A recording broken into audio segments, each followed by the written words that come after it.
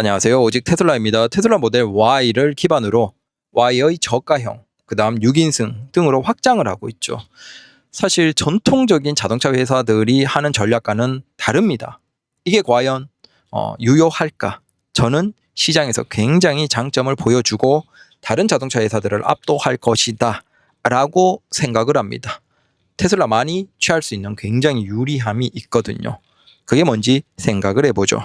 일단 가장 지금 지구상에서 잘 팔리고 있는 전기차 테슬라 모델 Y 주니퍼입니다. 국내에서도 전기차는 묻지도 따지지도 말고 테슬라 모델 Y 주니퍼부터 시작하시면 됩니다. 고민을 돈이 없다? 여기서부터 다른 것들을 생각해가고 돈이 있다? 이거 아주 돈 많다? 뭐 수입차 좋은 거 사도 되지만 아마 이 5천에서 6천 혹은 4천대 경쟁력으로는 그냥 압도를 한다. 그래서 테슬라 모델 Y 주니퍼를 사지 않고 다른 차를 산다? 부분적으로는 모르지만 결국은 후회할 것이다. 자, 일단 지금 SUV 시장에서 시장 점유율을 본다면 컴팩트가 42%입니다. 그 다음 미드가 45%, 그 다음 풀사이즈가 11%.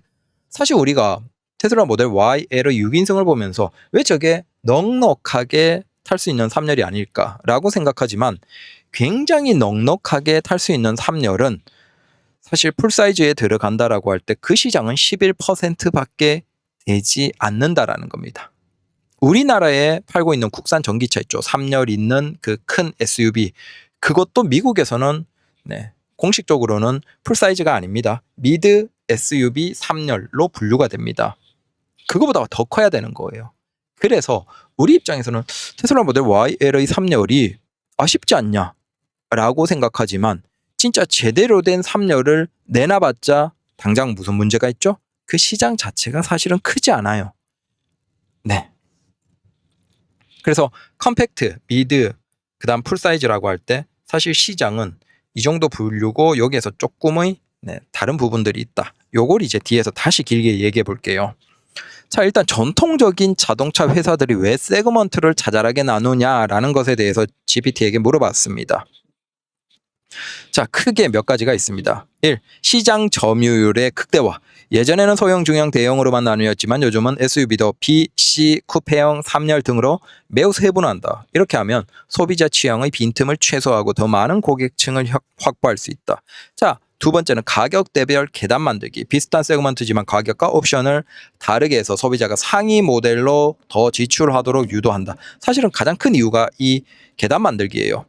결국은 B 세그먼트의 라인업을 쭉 해놓고 거기에서 가장 최상급 라인업을 선택을 하면 그 가격과 그거보다 크기가 더 큰 C 세그먼트의 기본이 꽤나 겹치게 만들어 둡니다. 소비자들에게 더 많은 지갑을 열도록 유도하는 것이겠죠. 자, 세 번째, 니치 마켓 공략. 예전에는 수요가 적어서 외면당하던 특수 차종은 적은 투자로 빠르게 내놓아서 트렌드를 선점할 수 있다. 자, 4. 플랫폼 공유로 원가 절감.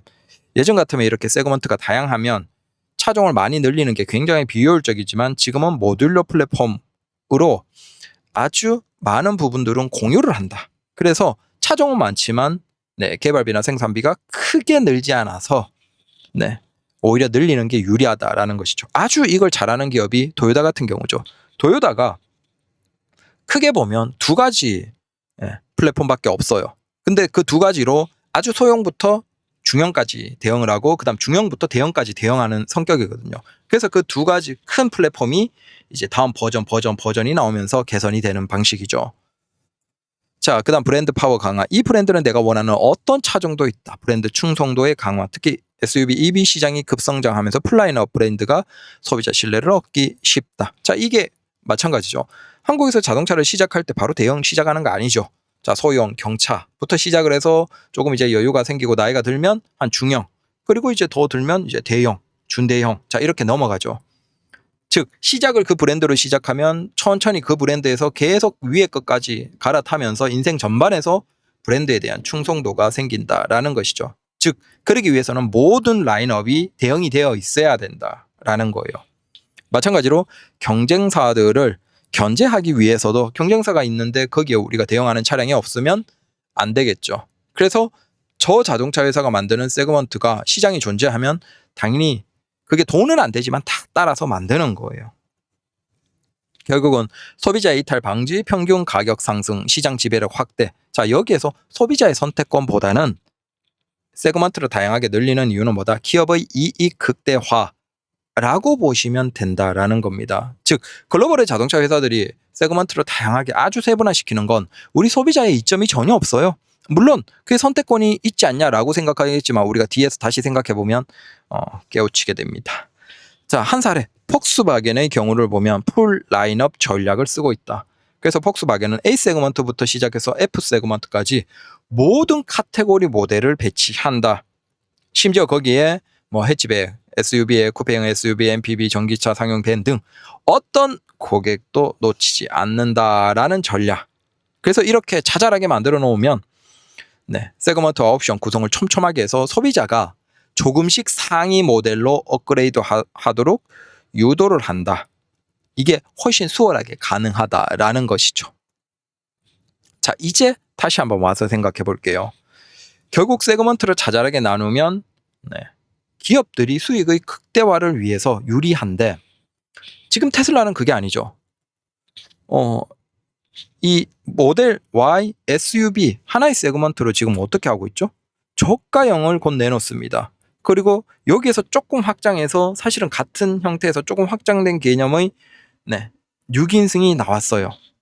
자, 그러면 테슬라 입장에서는 차라리 여기에서 얘기하는 컴팩트 혹은 풀사이즈, 그러니까 지금의 저가형 모델 Y가 내놓지 말고 차라리 작은 저가형의 컴팩트, 그 다음에 6인승 진짜 제대로 탈 수 있는 풀, 이렇게 내놓는 게 좋지 않냐라고 생각하겠지만 일단은 그렇게 해봤자 먹을 수 있는 시장이 우리가 생각하면 42%, 11% 추가되니까 엄청난 시장이 있다라고 생각하겠지만 소비자는 한정되어 있고 일단 겹친다라는 거죠. 그러니까 지금 테슬라의 저 확장 전략은 자, 기본적으로 같은 차체에서 최대한 비용을 절감하죠. 절감하는 그 상태에서 저가형, 미드에서 저가형을 내놓으면 어차피 컴팩트 중에서도 소비자 중에서도 난 무조건 작아야 돼 라면 소비자가 많지 않다라는 거예요. 오히려 저 유럽처럼 진짜 차체 자체, 그러니까 차량의 크기 자체를 적극적으로 제한하는 그 도시들이 있어요. 근데 그런 굉장히 제한적인 도시를 제외하면 뭐 북미같이 그렇게 넓은 지역이면 사실은 컴팩트 이꼴 뭐다? 싼 차예요. 그냥 싼 차. 그러면 크기가 미드인데 거기에서 가격으로 컴팩트를 어느 정도 먹을 수 있다라는 거죠. 그러니까 크기가 작아서 컴팩트를 먹는 게 아니고 테슬라 입장에서는 시장을 확대하는 것인데 그냥 모델 Y의 저가형을 이제 3만 불대로 나와버리면 그거 자체가 컴팩트 시장의 상당수를 가져가는 거예요. 컴팩트를 소비하는 소비자들이 반드시 난 크기가 작아야 돼라는 걸 소비하는 사람들은 소수고 그냥 저렴하니까 컴팩트를 산다라는 거죠. 즉 굳이 새로운 작은 차를 만들어내서 그 시장에서 점유율을 가져오는 것보다 테슬라 모델 Y를 저렴하게 만들어내면 그게 비용은 적게 들어가면서 컴팩트 시장의 상당수도 가져올 수 있다라는 거죠. 그러면 여기에서 이런 생각을 하죠. 야, 그러면 기존의 모델 Y 주니퍼를 사는 사람들이 그 모델 Y 주니퍼 살까? 저가형 사지 않을까? 그러면 오히려 기업 입장에서는 비용에서 손해를 보잖아. 자, 이게 전통적인 자동차들의 판매 방식에서 한계였어요. 아니, 싼 거 내놓으면 같은 크기에 옵션 좀 부족해도 같은 크기면 작은 그 싼 거 사지 않냐? 맞아요. 나 같아도 이렇고 우리가 이렇겠죠. 근데 여기에서 그러면 그 저렴한 차에서도 수익을 낼 수 있으면 되죠. 자, 이게 전통적인 회사들은 불가능해요. 결국 거기에서 옵션 넣고 좋게 하면 올라가는 거 아니냐. 근데 테슬라는 뭐죠? 바로 FSD죠. 자, FSD 가격만 하더라도 900만 원, 1000만 원 돈이에요. 그리고 그게 부담스러우면 월 비용으로 내고 사용할 수 있는 형태로 이제 점점 가고 있죠. 즉 테슬라는 차량만 판매해 놓으면 다른 곳에서 차값에 일반적인 뭐 중형 차값에 한 3분의 1 정도의 돈을 벌어낼 수 있어요. 심지어 그건 무한대로 영원히 시간 없이 영원히 벌어낼 수 있는 거예요.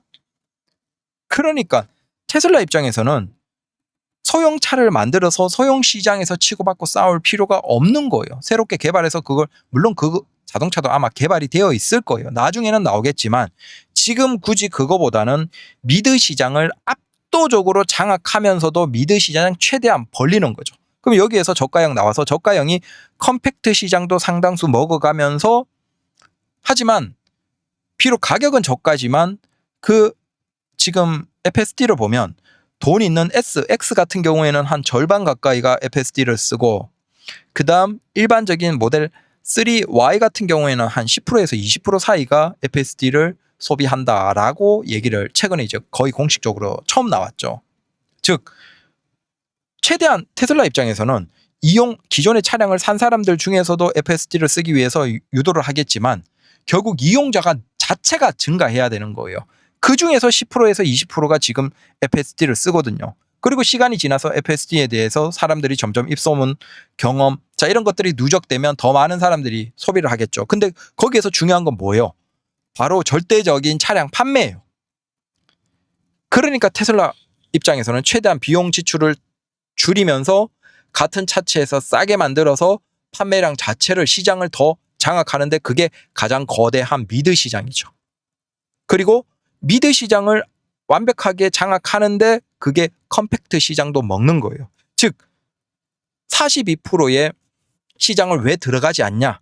하지만 지금 저가형을 내놓으면 그 저가형의 한 20에서 30%는 컴팩트 시장도 먹으면서 다른 회사들과 다르게 FSD를 통해서 그냥 그건 소프트웨어로 솔직히 그거 데이터 쏴줘서 업데이트하는데 그거 돈 얼마 들겠습니까? 한 몇천 원도 안 될걸요? 근데 그걸 통해서 900만 원 돈을 벌어낼 수 있는 거예요.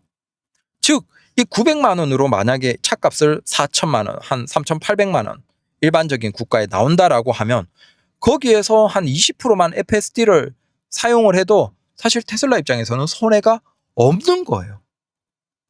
그래서 굳이 테슬라는 현재 상황에서는 컴팩트 시장에 작은 SUV를 내놓을 필요가 없는 거죠. 그냥 저가형으로 만들어놔서 그게 자기들의 주니퍼의 판매량을 좀 먹더라도 대신 FSD 판매를 통해서 충분히 주니퍼 판매만큼의 수익을 끌어낼 수 있다는 거예요. 네. 마찬가지로 YL 같은 경우에도 그 시장 자체가 사실은 10%밖에 안 돼요. 풀사이즈가. 그러니까 테슬라가 지금 엄청나게 큰 MPV급의 훨씬 긴 한 5.3m 정도 되는 SUV를 내놓는다라고 해서 그게 파급력이 있냐? 아니라는 거죠. 왜? 그 시장을 다 장악해도 고작 11%밖에 안 되는데, 자 모델 Y 주니퍼가 있는 시장의 4분의 1밖에 안 돼요. 전체 크기가. 근데 거기에서 또 전통적인 진짜 넉넉한 미국의 큰 에스컬레이드급의 그런 더 큰 차량들이 있죠. 자 그걸 다 빼먹을 수가 없어. 즉 시장 먹을 수 있는 시장이 너무나 적기 때문에. 근데 5.2m, 5.3m 진짜 제대로 된 3열을 하면 결국 엄청나게 개발비 들어가고 그건 아예 다른 차체이니까 공유되는 부분도 적고 손해인 거죠. 그래서 차라리 그거보다는 역시나 마찬가지로 어디에서 모델 Y에서 공유할 걸 최대한 많이 공유하면서도 이걸 이용해서 최대한 확장해서 6인승 차량을 만들어내놓은 게 아닌가. 자 이렇게 하면 최대한 개발 비용은 적게 들면서도 또 미드 시장, 그러니까 미드 시장이라고 해서 꼭 6인승이 아니거든요. 그러니까 5명만 4명만 타는 게 아니잖아요. 자 우리가 지금 중국에서 모델 YL에 대한 반응을 보면서 우리가 뭔가를 깨닫고 있죠. 아 미드 시장이지만 5인승 SUV 중심의 미드 시장이지만 여기에서도 넓은 공간을 원하는 소비자가 있다는 거예요. 근데 그 미드 시장 SUV인데 넓은 공간을 만족하려면 결국은 큰 SUV로 넘어가야 돼요. 기존에는. 그래서 미드가 아닌 풀로 넘어가야지 2열을 넓게 쓸 수 있는데 지금 테슬라의 YL의 전략은 미드인데 거기에서 돈 1,000만 원 전후로 해서 더 주면 충분히 넓은 4명이 공간을 쓸 수 있는 차량, 그리고 매우 넉넉한 트렁크 공간. 그래서 성격상으로는 6인승이지만 아주 넓은 공간에 차량을 쓸 수 있는 거죠. 자, 그러니까 지금 보시면 모델 Y를 기반으로 저가형 혹은 6인승의 확장. 자, 이게 뭐냐? 반드시 자동차 시장이 컴팩트, 미드, 풀 이렇게 딱딱딱 분류가 나뉘어져 있지는 않잖아요. 결국은 어느 정도는 그 겹치는 영역이 있어요. 미드 풀 겹치지만 반드시 6인승이지만 6명이 다 안 타는 차량 시장이 존재한다는 거예요. 반드시 6명 이상이 타야 되는 사람들은 저기 오른쪽에 겹치지 않는 풀, 뭐 한 5%, 6% 시장에 있겠죠. 하지만 그 나머지 5%, 6%는 역시나 미드 시장과 겹친다는 거예요. 즉, 꼭 6인승 이상이 필요가 없는 거죠. 그 사람들에게는 오히려 전비가 좋으면서 공간이 넓으면 풀의 어느 정도 역할, 목적, 그들이 원했던 그 목적을 해낸다는 거예요. 그래서 이 시장을 확실하게 YL이 장악하는 거죠. 마찬가지로 컴팩트와 미드 시장도 꽤나 많은 영역은 겹쳐요. 왜? 비용으로 인해서. 작은 걸 꼭 원하는 사람들은 오히려 소수고 저렴하니까 어쩔 수 없이 컴팩트 SUV를 선택했던 소비자가 있다는 거예요. 근데 그 저렴해서 샀던 그 소비자들이 만약에 저렴한데 크기는 큰 차량을 살 수 있다라고 하면 그 차량을 산다라는 거죠. 결국 완벽하게 분리되어 있는 미드와 컴팩트의 좌우 시장을 제외하고 겹치는 시장 상당수를 누가 또 가져가요? 바로 모델 Y의 저가형인 거예요. 즉 모델 Y를 기반으로 좌우로 확장을 한 이 전략은 완벽하게 미드 SUV 시장을 완전 장악하는 전략이라고 보시면 되고, 즉 전통적인 자동차들은 세그먼트를 분류해요. 그러면 미드에서 그냥 차체 하나 중심 모델 있고 거기에서 뭐 쿠페형이나 다른 형태로 조금 분류되긴 하지만 대부분은 그냥 미드에 하나, 컴팩트에 하나. 그래서 A, B, C, D, E 세그먼트 할 때 보통 겹치는 게 B, C, D, E 이 정도가 서로 살짝씩 겹치면서 나뉘어져 있는데 그 안에서 저가형 혹은 다인승 이런 개념은 잘 없어요. 그냥 층으로 나뉘어져 있고 그게 일반적인 자동차 회사들이 하니까 대부분의 자동차 회사들도 그렇게 전략을 취했어요. 그런데 여기에 테슬라는 가장 거대한 미드 시장 45% 시장을 완벽하게 장악하는 전략으로 다르게 나온 거예요.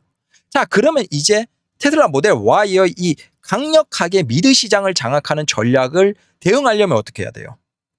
일반적인 글로벌 자동차 회사들도 이제 D세그먼트인데 저렴한 크기의 똑같은 크기의 저렴한 D세그먼트인데 조금 더 2인이 3인이 더 탈 수 있는 차량, 이걸 내놔야지만 테슬라의 전략에 대응을 할 수 있어요. 근데 그건 전통적인 자동차 회사 입장에서는 굉장히 비효율적이에요. 아니 오히려 그 크기를 바탕으로 분류해놓고 밑에서부터 위로 올라오도록 소비자의 지갑을 뜯는 그게 전통적인 판매 방식인데 그게 이제 스스로 포기해야 되는 시점 직전에 있는 거예요. 왜? 테슬라가 이제 각 주요 국가에서는 이제 저가형 모델 Y, 그다음 모델 Y 주니퍼, 그다음 모델 YL을 다 공급할 거예요. 미국 시장에는 당연히 그걸 다 공급하겠죠. 유럽의 상당수 시장도 마찬가지고. 자, 그러면 이제 소비자가 깨닫는 거야. 아, 내가 돈이 없어도 돈이 없다고 컴팩트 SUV를 살 필요가 없고 미드 SUV를 살 수 있네라는 걸 깨닫고, 그 다음 내가 미드인데 꼭 6인승이 필요하지 않은데 전통적인 6인승 차량이면 전비를 포기하고 다른 것들을 포기하면서 6인승 넓은 그러니까 6인승을 필요하지 않은데 넓은 2열까지 필요로 하는 사람들, 넓은 트렁크 공간을 필요로 하는 사람들은 전비나 가격이나 다른 곳에서 많이 포기를 했단 말이야. 근데 그 사람들도 내가 굳이 연비를 포기하지 않고 좋은 2열 넉넉한 공간에 트렁크까지 가능한, 그건 3열 대형 풀사이즈 SUV가 제공했던 건데, 그래서 그걸 이용하기 위해서는 우리가 연비를 포기하면서 사야 됐는데 거기에 맞춘 차가 이제 나왔네? 자, 이걸 지금 모델 Y의 확장 전략을 통해서 다 깨달아 버리는 거야. 깨달아 버리면 소비자들이 다른 브랜드에서는 이걸 경험을 못하는 경험이에요.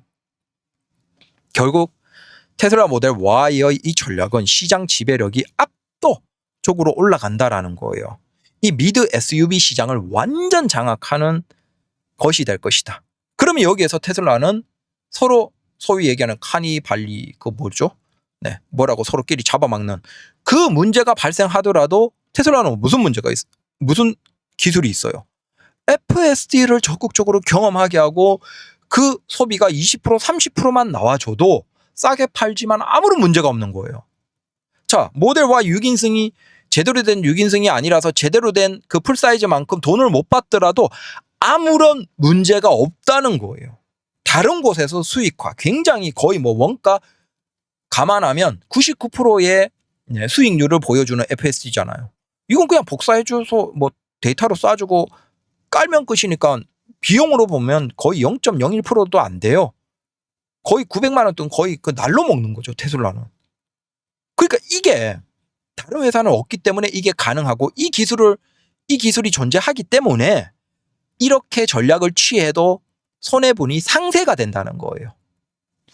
그래서 결과적으로 테슬라의 이 전략, 모델 Y를 확장하는 전략은 완벽하고 오히려 이게 이제 소비자들이 깨닫게 되면서 전통적인 자동차 회사들의 계단식의 세그먼트를 분류해서 소비자 지갑을 더 뜯어내는 그 방식은 더 이상 유효하지 않다라는 거예요. 결론은 뭐다? 국내의 테슬라 모델 Y 저가형 좀 싸게 내주십시오. 테슬라 주가는 걱정하지 마십시오. 이 전략은 완벽하고 이런 걸 모델 3에도 동일하게 하면 시장은 마찬가지로 확실하게 장악할 수밖에 없다. 그리고 여기에서 진짜 나중에 컴팩트 SUV가 나오고 그것도 동일하게 뭐 비슷한 전략을 취하면 솔직히 테슬라를 다른 자동차 회사들은 넘어설 수가 없어요. 오히려 다른 자동차 글로벌 자동차 회사들이 이제 곡소리가 나는 거예요. 왜? 그들의 전통적인 소비자 지갑 뜯는 그 판매 전략은 더 이상 유효하지 않다라는 것이죠. 감사합니다.